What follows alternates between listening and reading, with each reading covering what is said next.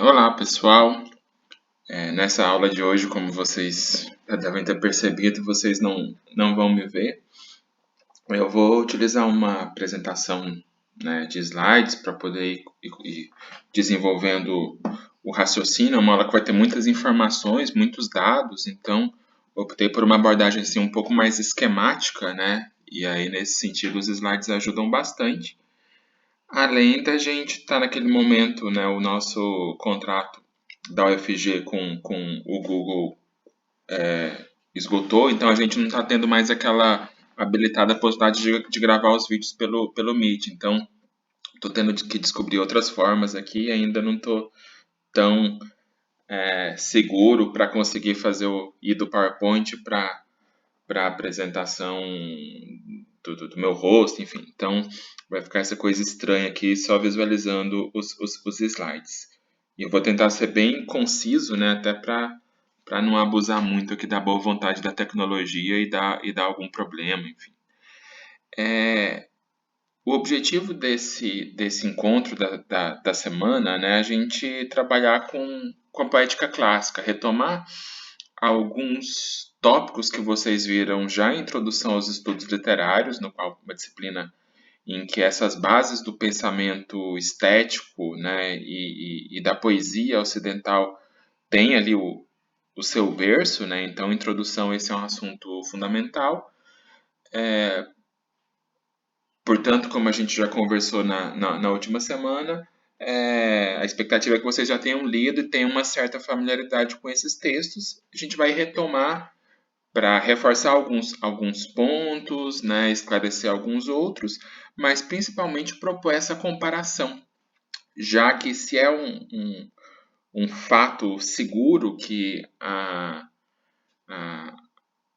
os fundamentos do que nós vamos chamar modernamente de teoria literária estão dados pelos gregos, pela filosofia grega, sobretudo nas obras de Platão e Aristóteles que nós vamos comentar, é fato também que essa base já nasce com divergências muito fortes, né? Então, assim, esse momento fundacional da reflexão estética, ela já vai brotar não com consensos claros, mas já com caminhos que eu pretendo chegar ao final deixando isso bastante claro para vocês. Esses caminhos que são trilhados inicialmente aqui por Platão e Aristóteles, eles vão iluminar e atravessar todo o desenvolvimento da reflexão literária ao longo aí dos dois últimos milênios.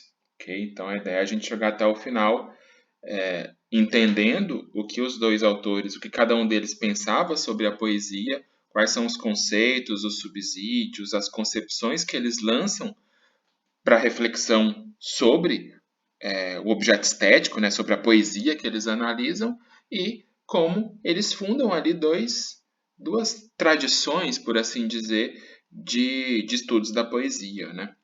Que vai ser muito importante para a teoria literária como um todo, seja no movimento de retomada, de crítica, de superação desses princípios que vamos ver hoje. Falando bem rapidamente sobre os dois filósofos, né, o Platão, eles são relativamente contemporâneos, viveram boa parte da vida no mesmo tempo histórico, né? Aristóteles foi discípulo de Platão, assim como Platão foi discípulo de Sócrates. Então, assim, são contemporâneos. O Platão um pouco mais velho, ali viveu provavelmente por volta de 428 a.C.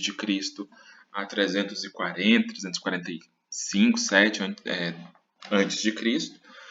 E as principais contribuições da filosofia de Platão, né, vão ser, primeiro, o resgate, o registro das ideias de Sócrates. Sócrates não deixou nada do seu pensamento registrado em forma escrita, então coube a Platão retomar, né, essas ideias de Sócrates, trazer essas ideias de Sócrates e demarcar isso em texto.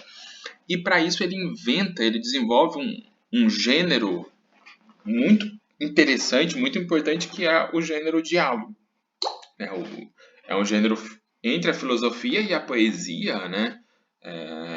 Que vai desenvolver a maêutica socrática, aquele método no qual a reflexão se abre para a indagação contínua. Então, questionamentos vão levar a hipóteses que vão se abrir a novos questionamentos, e assim o pensamento vai se desenvolvendo. Então, isso que vai ser conhecido, né, como a maiêutica proposta por Sócrates, Platão vai formalizar isso nos seus diálogos, fundando um gênero novo que abarca quase a totalidade da sua produção. E outra contribuição assim imprescindível, né, para o bem e para o mal de Platão é a estruturação do pensamento a partir de categorias binárias, né? Um dos conceitos mais importantes da obra de Platão é essa distinção entre o mundo das ideias, um mundo ideal, né, para além das sensações, para além do concreto, o qual nós podemos ascender apenas através do pensamento, né, da reflexão crítica. E esse mundo ideal se opõe ao mundo sensível, que é aquele que nós podemos acessar através dos nossos sentidos, né? Tato, paladar, a visão. E essa dicotomia que ele estabelece entre o mundo sensível e o mundo das ideias, o mundo ideal, ela vai associar ao mundo das ideias perfeição, verdade, e ao mundo sensível, ilusão, mentira, engano, equívoco, né? Daí o apelo que ele faz em toda a sua obra para que o humano, através da reflexão e, sobretudo, da filosofia, consiga superar a ilusão que nos cerca, né? O concreto material seria ilusório, e a gente, pensando, ir além das aparências para ascender ao mundo ideal. Uma das alegorias, né, mais difundidas, mais conhecidas, que lida com essa ideia de platônica, é o mito da caverna. Vocês devem conhecer, né? Ali há muito marcada essa adequação do humano a essa verdade aparente, que seria o mundo das sensações, que no fundo é uma mentira, e esse medo, essa dificuldade de ascender à verdade que assusta, que é profunda, que é complexa, e que remete ao mundo das ideias. Portanto, assim, essa ideia basilar de Platão, ela vai ecoar muito na constituição de todo o pensamento ocidental, vai reverberar nas ideias cristãs durante a Idade Média, né, um movimento chamado de neoplatonismo, que é a recuperação das ideias de Platão dentro de uma perspectiva cristã. Então, muitos autores vão reler Platão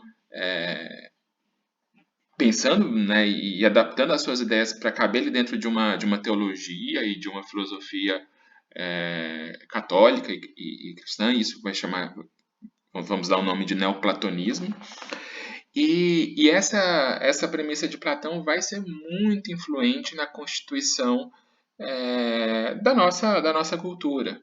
Então, quando a gente pensa na dicotomia corpo-espírito, tão importante para o cristianismo, né? Um corpo que está ali suscetível aos vícios do mundo, à mentira do mundo, e que se opõe a um espírito, a uma alma que é transcendente, que aspira à verdade divina. Isso é uma releitura de Platão, né? Pelo cristianismo, claro que atravessando ali outras referências judaicas e tudo, mas a gente observa um eco muito forte de Platão nessa constituição.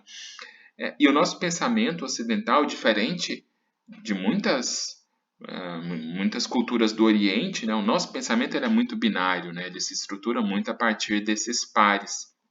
O corpo, espírito, o divino e o humano, o sagrado e o profano, o mundo e o paraíso, razão e emoção, né? Então, esse é um legado aí que remete ao pensamento platônico. Em relação à poesia, diferente do Aristóteles, na obra do Platão a gente tem muitas referências difusas à poesia em Platão.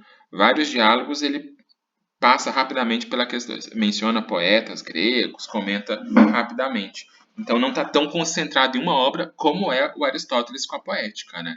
Quase tudo que Aristóteles refletiu sobre poesia e que sobreviveu aos tempos está ali na poética. Outras alusões à poesia são muito pontuais na obra de Aristóteles. Em Platão ela é mais difusa, mas ela se concentra principalmente no Íon, que é uma obra relacionada à juventude de Platão, né? Uma obra mais inicial, então muitos dos seus das suas conclusões acabam sendo revistas ou contraditas por obras posteriores de Platão, e um dos seus livros mais importantes, que é A República, e aí a poesia vai aparecer ali em primeiro plano no livro 3 e no livro 10.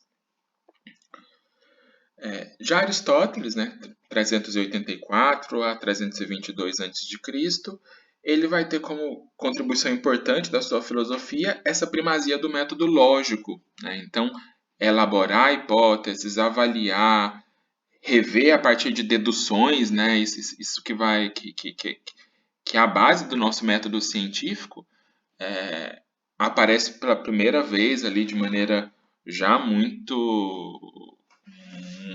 importante ali na filosofia de Aristóteles. Ele também vai delimitar campos, né? Então, organizar o pensamento em áreas, né? Então, ele já não é um filósofo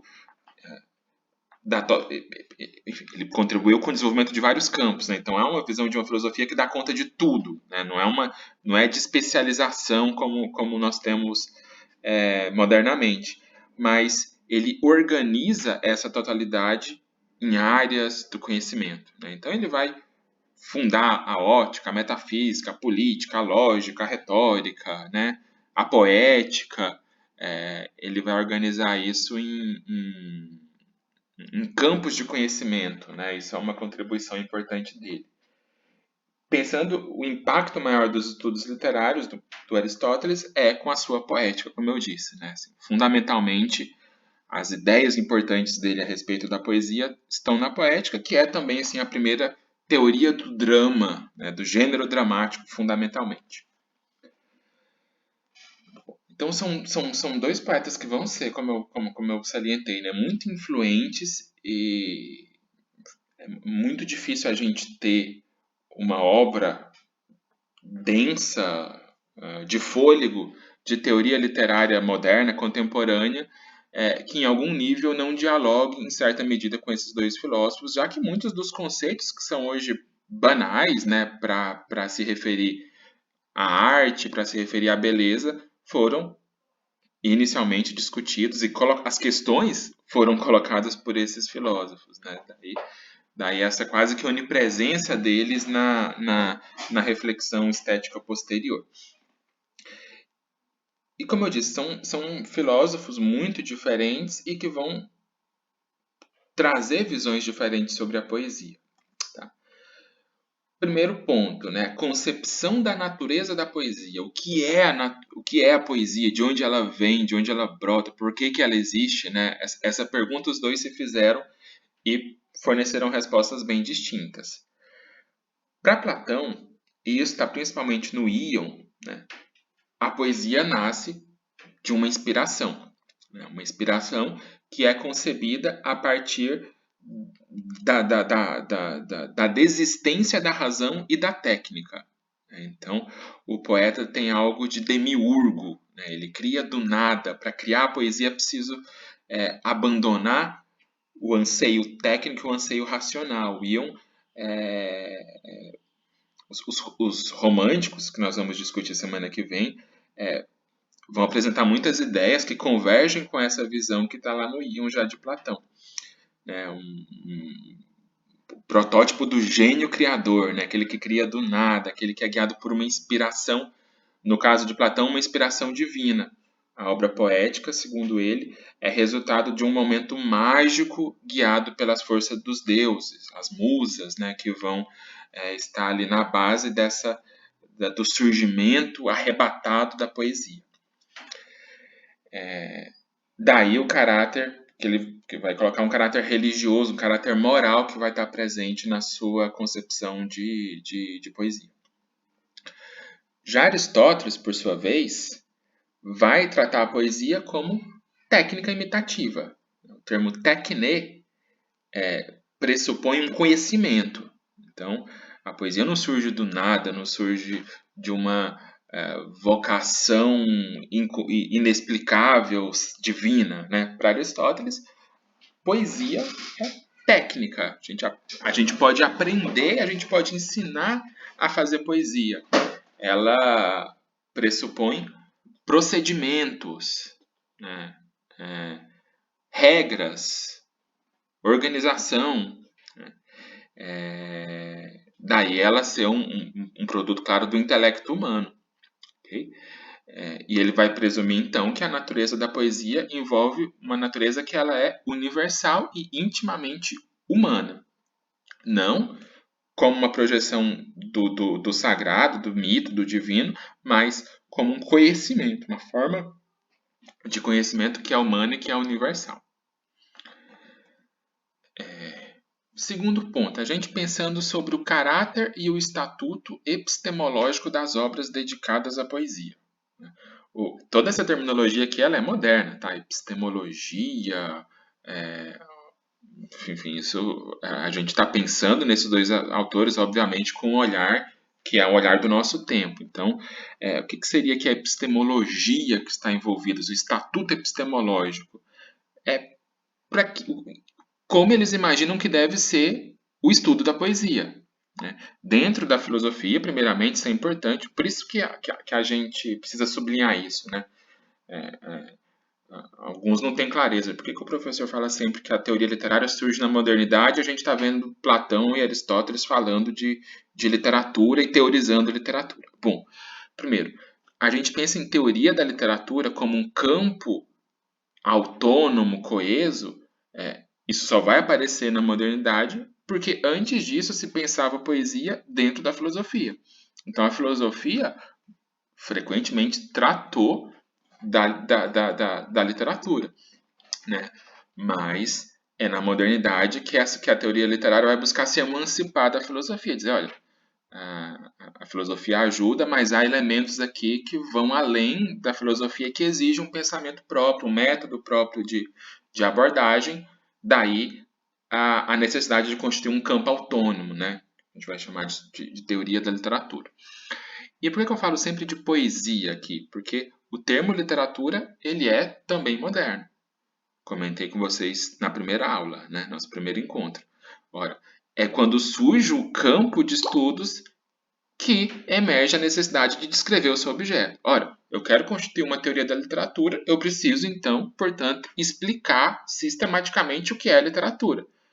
E é, então, com a teoria que a literatura vai ganhar uma feição mais nítida, mais clara, se diferenciando muito radicalmente de outros objetos escritos, de outras produções escritas, tá bom? Para os gregos não há o termo literatura, né? A referência mais genérica à poesia. Né? E aí, mesmo o termo poesia, que vem de poieses, ele vai oscilar muito ao longo do tempo. Na época de Homero, por exemplo, a gente sabe que poieses significava toda a construção do intelecto humano. Desde a Odisseia até uma mesa eram poieses, eram fruto do engenho e da capacidade criadora do ser humano. Na época de Aristóteles e Platão, é bastante provável que poieses já assumiam um caráter mais de produção artístico-intelectual. Né? Já não era tão genérico assim. Então, eles se referiam a essas obras que eles analisam como poieses, que vai, etimologicamente, depois resultar no nosso poesia. Eles não falam de literatura. Né?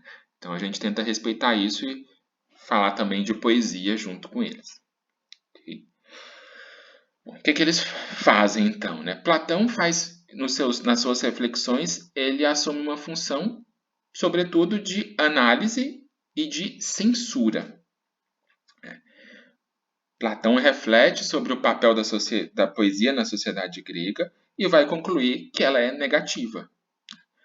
Na República, no livro 10 da República, a passagem célebre em que Platão expulsa os poetas de sua república ideal.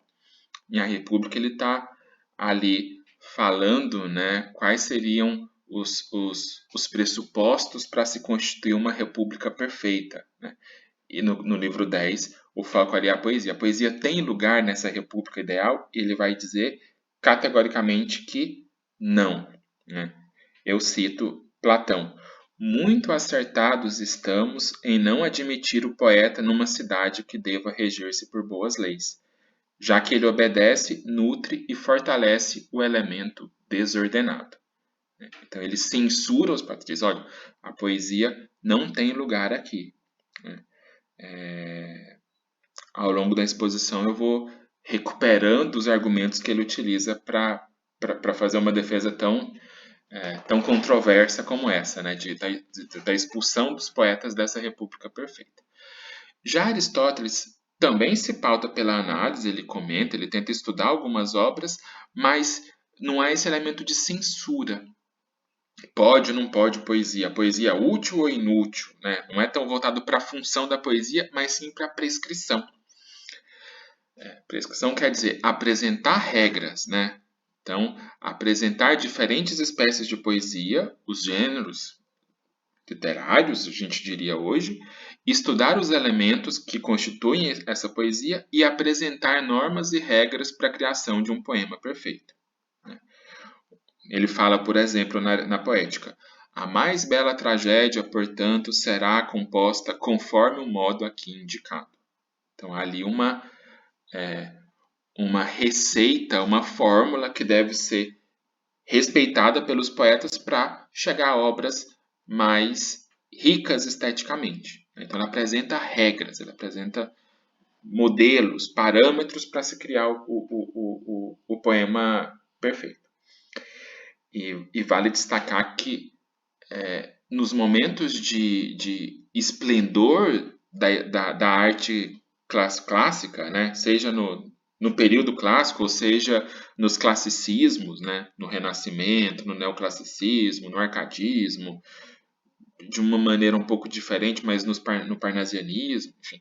Nesses momentos, as ideias de Aristóteles são recuperadas em toda essa sua dimensão prescritiva. Aristóteles, a gente vai para os poetas neoclássicos ali do século XVII, XVIII, precisava seguir, né? O poema ideal, assim, para ser bom, precisava seguir o que Aristóteles disse. Ele era uma autoridade. A sua obra se constitui numa autoridade. Por sua vez, Platão vai voltar muito nesses momentos, nesses movimentos estéticos de questionamento dos pressupostos clássicos. Né? Então, assim, no romantismo, no barroco, né, quando as ideias de Platão assim, vão ser recuperadas justamente para valorizar esse elemento desordenado, indócil da criação artística. Terceiro ponto, né, o corpus prioritário. Quais tipos de obras que esses autores dão preferência? No caso de Platão, a ênfase é totalmente, quase que exclusiva na epopeia. Homero é o grande objeto de reflexão de Platão. Né? Homero é o parâmetro principal. E aqui é interessante, porque ele vai dizer o seguinte: e o que digo de Homero vale para todos os trágicos que depois o seguiram.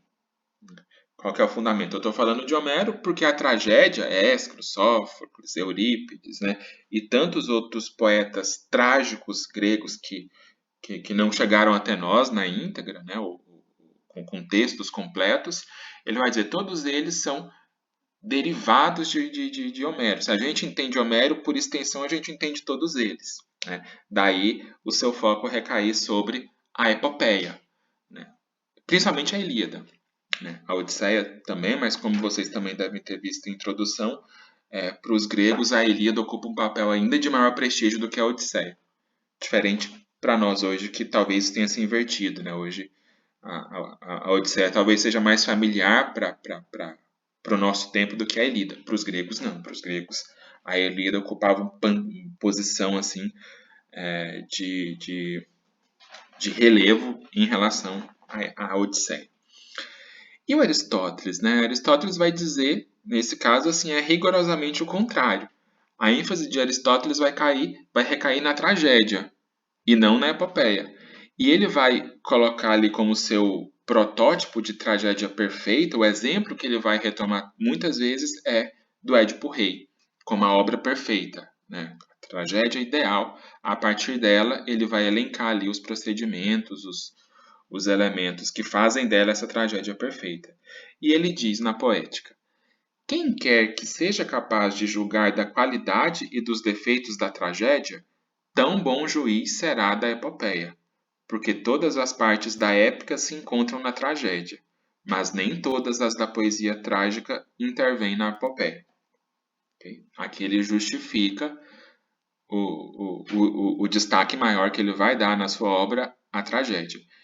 E é muito curioso, porque aqui, assim, Platão diz, né? Eu vou trabalhar com Homero porque os trágicos que vêm depois é só uma extensão. A gente entendeu Homero e entendeu tudo que vem depois. E Aristóteles diz, eu vou estudar os trágicos porque eles têm tudo que tem lá no Homero.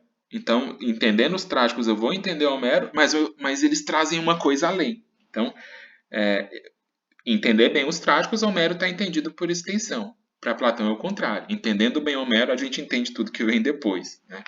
Eles não se entendem muito bem aqui e isso é fascinante. As consequências disso vão ser muito, muito curiosas. Critérios para avaliação estética, né? Quais são os parâmetros que os dois filósofos utilizam para valorar as obras poéticas em sua singularidade? Ou seja, pensando na dimensão crítica, para além da dimensão que nós chamamos de teórica, mas para a dimensão crítica, valorativa dessas obras, como que eles desenvolvem as suas ideias. Platão separa de maneira bastante rígida o belo, a beleza e a verdade. Então, para ele, a beleza é uma coisa, a verdade é outra completamente diferente. E de modo que uma obra pode ser bela e ferir a verdade, né? Então, essa separação ela é muito importante, né? E a ênfase dele, claro, vai recair na dimensão religiosa e moral da poesia, da arte imitativa. Então, uma obra para ele pode ser muito bem elaborada, pode ter uma grande beleza, mas ser negativa para a coletividade, como é o que ele defende, né? A obra pode ser aliás, para ele, quanto mais bela a obra, mais perigosa ela é, né? Ele diz: censuramos estas passagens de Homero,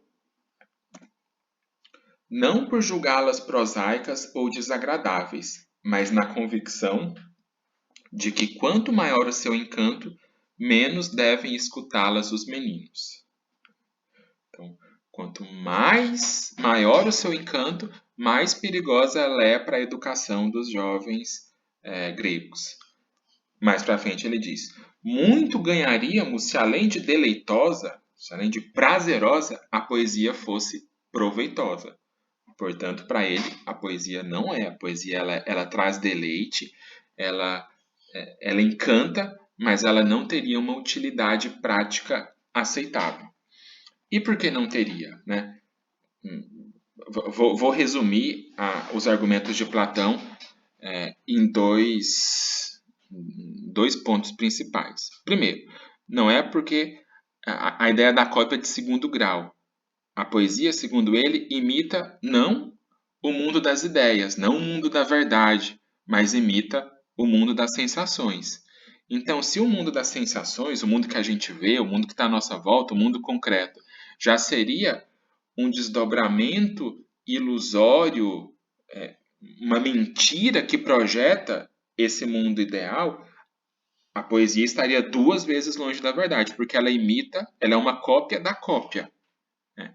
Por isso ela não pode, por isso ela se distancia da verdade ao invés de se aproximar. A filosofia faz o contrário. A filosofia não se contenta com esse mundo sensível e busca ascender ao mundo ideal, né? Então ela busca a verdade. A literatura, ela de algum modo, ela se conforma com essa realidade sensível e cria uma cópia dela. Então ela é cópia da cópia. E, portanto, mais distante da verdade do que o próprio mundo sensível que nos rodeia. E o segundo ponto tem uma natureza mais religiosa, né, que o que ele chama de deleite, né? A obra vai ser tanto mais impactante, agradável, né, quanto mais ela trouxer intriga, tensão, desvios em relação ao bom caráter, né? Então, se a gente tem uma obra em que todos são justos, todos são nobres, todos se respeitam, todos fazem tudo certinho, essa obra não teria graça nenhuma. Não teria mesmo, nisso Platão está certo. Seria uma obra completamente anódina. Para a obra gerar esse encanto, tem que haver ali intriga, tem que haver erros, tem que haver mácula. E muitas vezes essa mácula parte de uma visão desrespeitosa dos deuses. Então, os deuses fazem muitas ações, muitos erros que seriam erros humanos, e isso seria uma representação desrespeitosa, segundo Platão.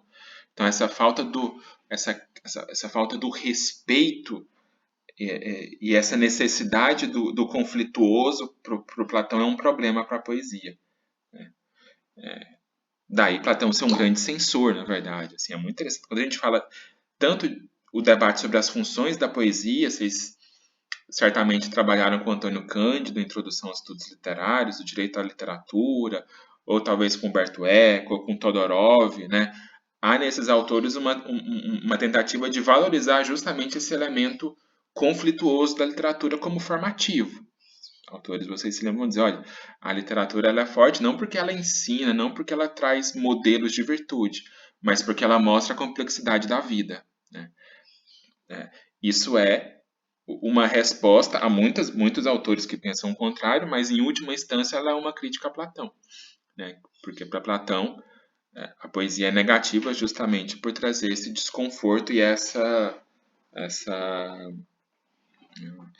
necessidade do controverso, do difuso, do equívoco, do malogro.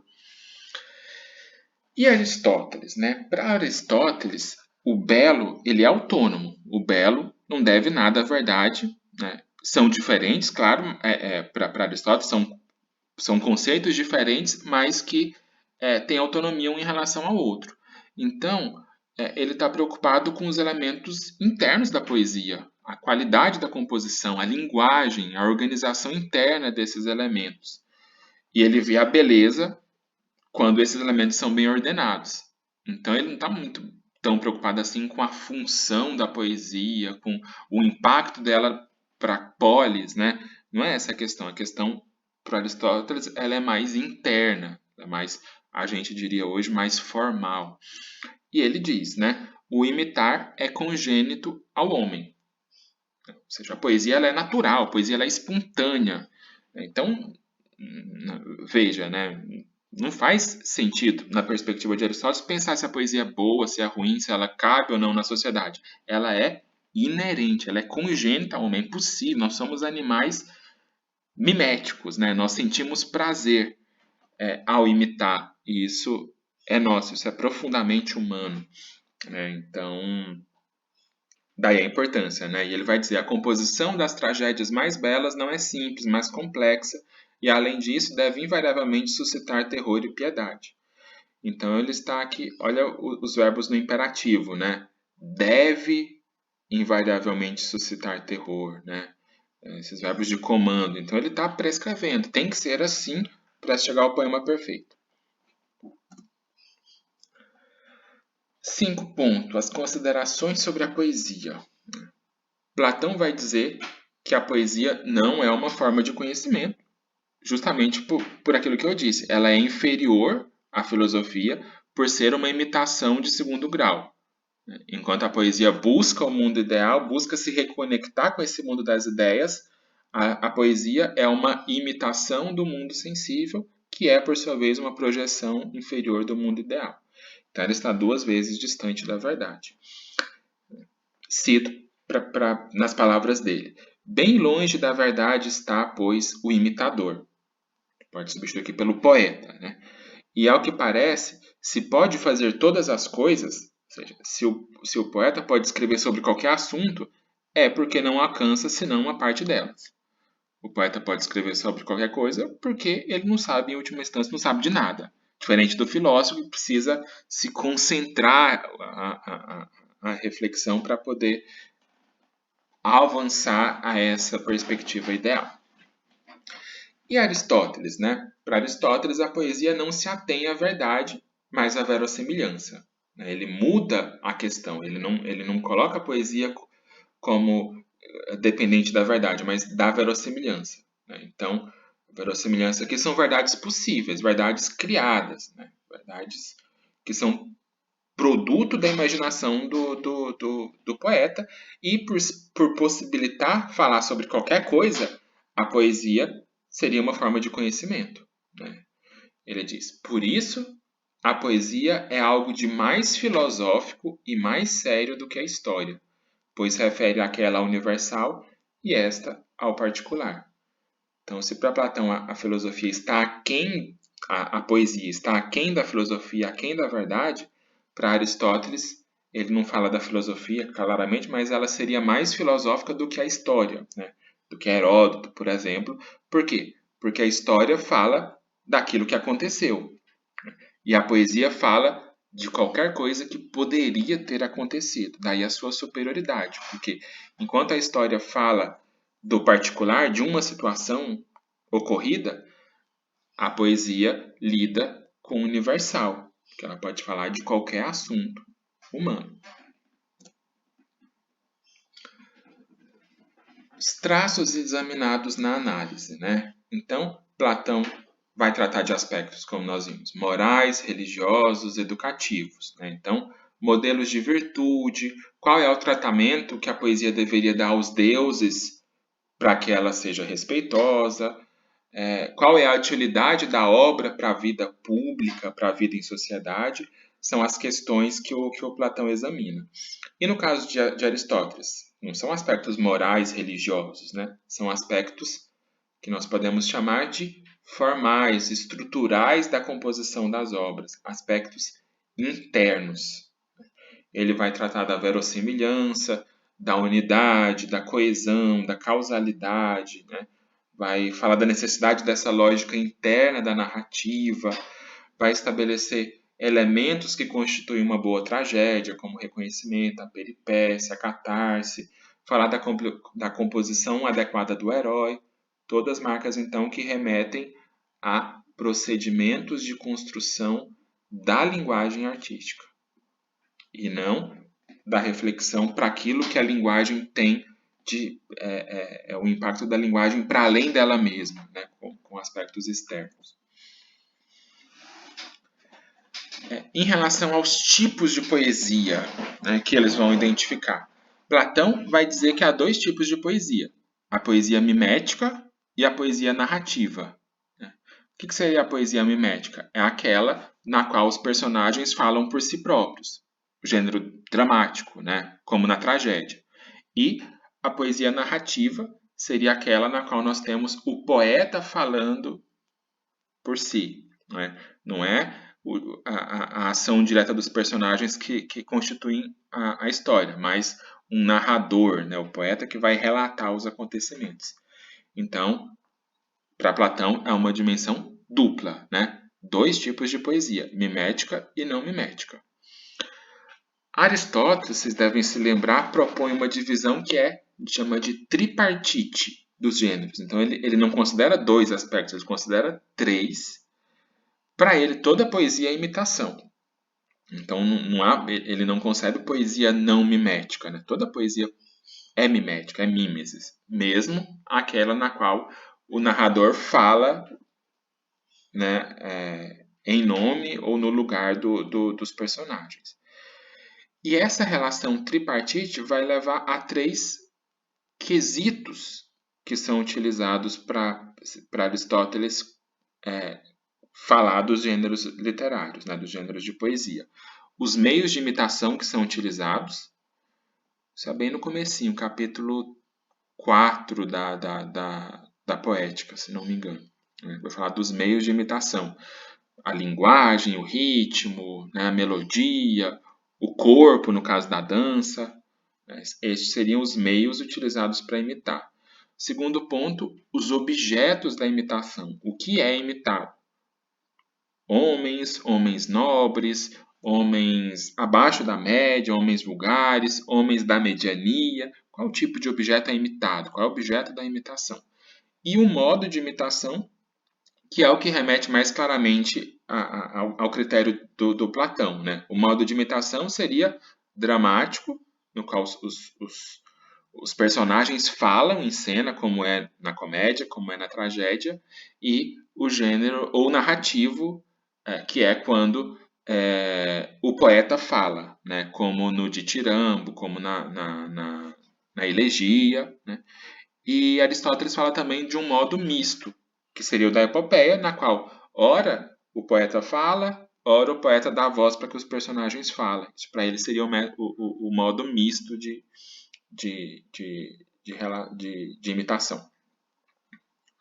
Espero que esteja claro, é um pouco rápido, né? Mas acredito que vocês já viram esses conceitos mais calmamente, né? Então, passa um pouco mais rápido. Se houver dúvida, a gente retoma semana que vem no nosso encontro síncrono. Deixa eu só voltar. Então, para Aristóteles, por exemplo, o que caracteriza a epopeia pro Aristóteles? A epopeia seria um gênero que imita por meio da linguagem, do ritmo, que imita homens acima da média, né? Homens de grande estirpe e de virtudes que são além das corriqueiras, e imita isso de modo misto. Ora, o poeta fala, ora, os personagens falam por si mesmos. Lembrem da Odisseia, né? A gente começa com a voz do poeta, do canto 9 ao canto 13, ele vai dar voz a Odisseu, que vai narrar, lá no reino dos Feácios, vai narrar as suas aventuras lá durante a viagem. Daí a ideia do misto. E a tragédia? Ora, a tragédia, assim como a epopeia, também imita pelos mesmos meios. Linguagem, ritmo, harmonia.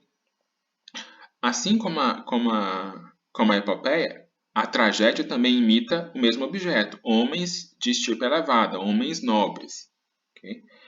Mas o modo muda. Né? Então, o que caracteriza a tragédia em oposição à epopeia é o modo de imitar. A epopeia, o modo é misto, e na tragédia, o modo é dramático. Na tragédia, só os personagens falam. Né? Aquela estrutura do teatro. E a comédia, né? A comédia também utiliza a harmonia, o ritmo, o metro. Ela também é dramática, assim como a tragédia. O modo da comédia é o modo dramático, mas ela se diferencia da tragédia pelo objeto. Porque se a tragédia imita homens de estirpe elevada, acima da média, a comédia vai tratar de homens, né? O objeto dela são homens vulgares, abaixo da média, né? Que apresentam falhas, erros. Espero que tenha ficado claro.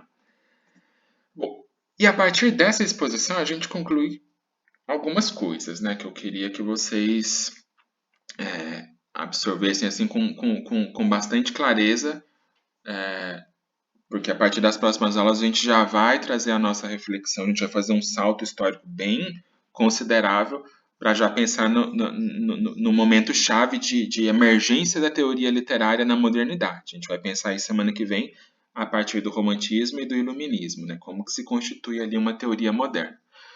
Dos gregos, o que nos interessa extrair daqui? Primeiro, é um momento de fundação, né, as obras mais elementares que vão trazer questões e hipóteses sobre a poesia, são essas, os gregos formulam isso. Isso vai marcar muito a produção posterior.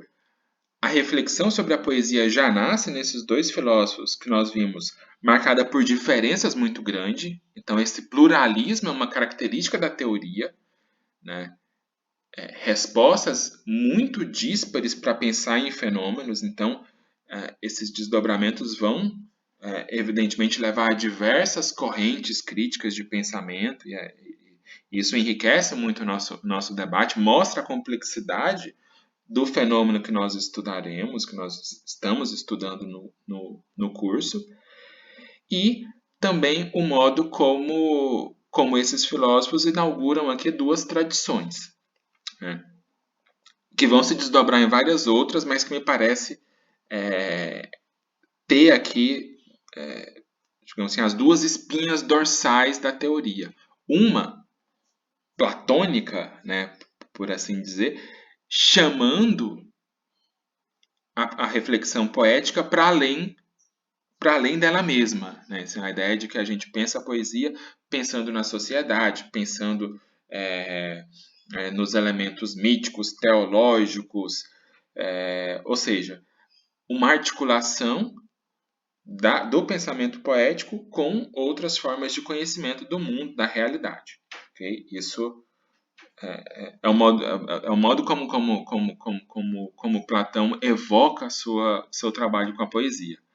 Já Aristóteles, né, vai ser o grande expoente assim, de uma tradição teórica que se concentra no texto, nos elementos internos do texto, naquilo que ele tem de singular na sua organização enquanto linguagem, né? E que evita pensar o texto muito para além dele mesmo, muito fora dele. Né? A ideia é que para entender a linguagem a gente precisa penetrar nesses elementos que o constituem e não ir para fora pensar na sociedade como propõe Platão. Ok? Então a gente vai observar nas próximas semanas correntes críticas de cunho mais formalista, né? Mais concentrados na linguagem, na qual a gente vê uma familiaridade maior com Aristóteles, o que não significa claramente que todas sejam evidentes, todas sejam idênticas às ideias de Aristóteles, ou que devam exclusivamente a elas, obviamente que não. E vamos também falar de correntes críticas mais interdisciplinares, que vão pensar o texto para além dele mesmo e que remete, de certa maneira, a isso que apregou a Platão, embora também aqui, obviamente, essas correntes não vão expulsar a poesia da República Ideal, claramente, né? Vão pensar em outras bases, mas o princípio norteador vai ser o mesmo. Pensar a poesia em sintonia, em diálogo com outras formas de conhecimento, né? A ideia de que a poesia não se esgota nela mesma. É isso que eu queria extrair, espero que tenha ficado claro, que vocês vão a esses textos, façam a leitura e tragam dúvidas, podem expor lá no nosso fórum da semana ou nas próximas aulas, para que tudo isso fique assim bem seguro para todo mundo, porque é muito importante para o debate que a gente vai travar posteriormente aí nas próximas aulas. Tá bom? Obrigado então e até a próxima.